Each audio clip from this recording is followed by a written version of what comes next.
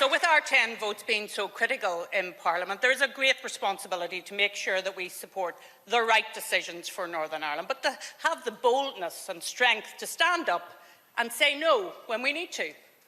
And on Brexit, we will not give support to the government when we believe they are fundamentally wrong and acting in a way that is detrimental to Northern Ireland and taking us in the wrong direction. We will oppose them, and we will use our votes to defeat them. And let me say clearly from this platform today that we want to support a deal that works for the whole of the United Kingdom and which does not leave Northern Ireland behind. But without change, we will not vote for the Prime Minister's agreement. It would be bad for Northern Ireland economically and will weaken the foundations of this great United Kingdom. Now, the Brexit Secretary says there will not be Northern Ireland to Great Britain paperwork. Then he says there will. The Prime Minister says there will not be checks, but then we are told there will be. Now we are told it can be sorted out by a joint committee with the European Union. Look, we have been clear. We have been honest with the government throughout this process, and we expect the same in return. The customs and consent arrangements must be revisited and a one-nation approach adopted.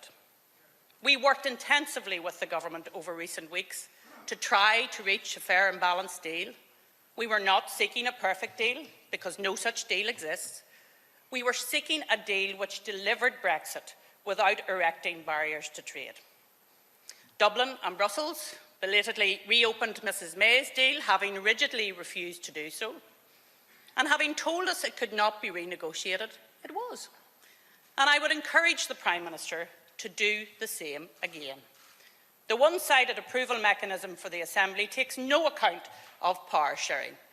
Indeed, it would lead to Sinn Féin, the SDLP and the Alliance Party ganging up to render unionist votes irrelevant.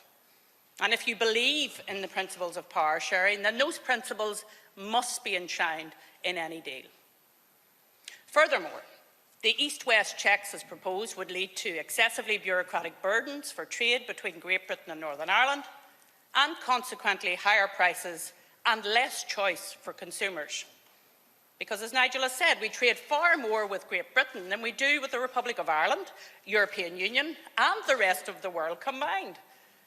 Yet the proposals put forward would see our East-West trade subject to the rules of the European Union Customs Union, notwithstanding that we would remain part of the UK customs territory.